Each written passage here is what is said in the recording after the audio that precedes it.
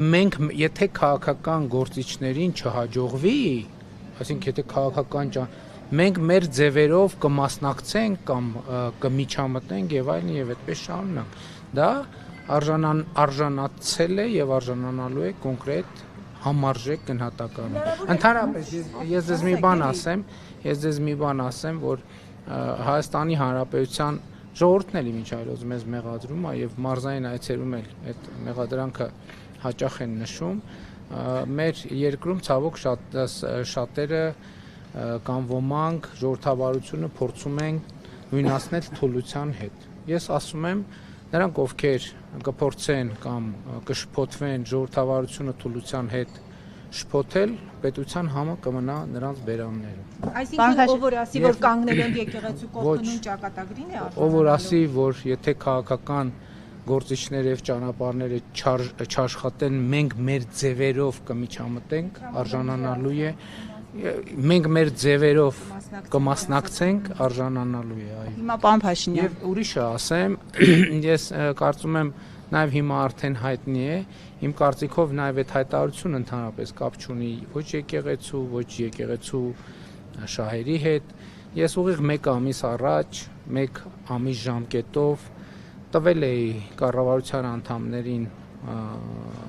վերաբերելի անդամներին հանձնարարական, որ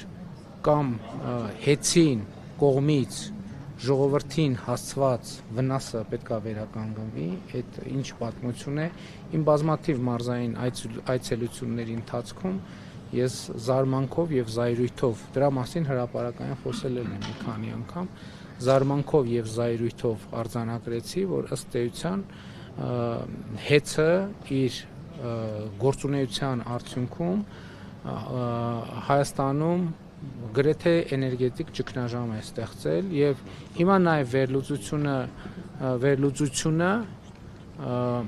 հիմք է տալիս մտածելու առնվազն թույլ չի տալիս հրաժարվել այդ մտքից, որ այդ ամեն ինչը արվել է եւ արվում է Հայաստանում ներքին հանրային դժգոհություն գեներացնելու համար։ Բայց ես տվել էի հանձնարարական, որ մի ամսվա ընթացքում կամ պետք է հստակ ժողովրդին հասցրած վնասը վերականգնելու մեխանիզմներ դրվեն, կամ հեծը պետք է ազգայնացվի, այսինքն պետականացվի։ Իմ հանձնարարականի օրը լրանում է հունիսի 21-ին, եւ ես այդ ակտիվացումը ուղիղ կապում եմ